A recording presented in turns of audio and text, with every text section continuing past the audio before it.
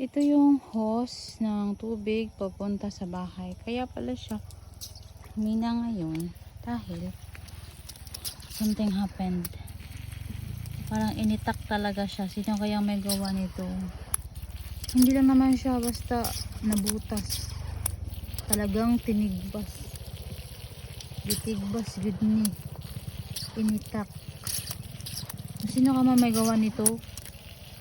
Karma ka din. Di ba? Putik na dito. Ya! Kasi nagtigbas ani.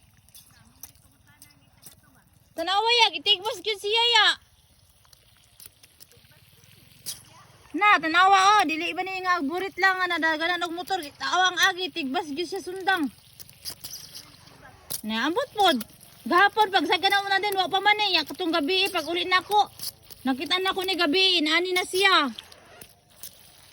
O di ba nagbaktas bing na din gahapon? Wa pa ni siya. Nya katong kagabi ning uli ko kaya nubong ko sa iro. Muna ni. May nana na siya.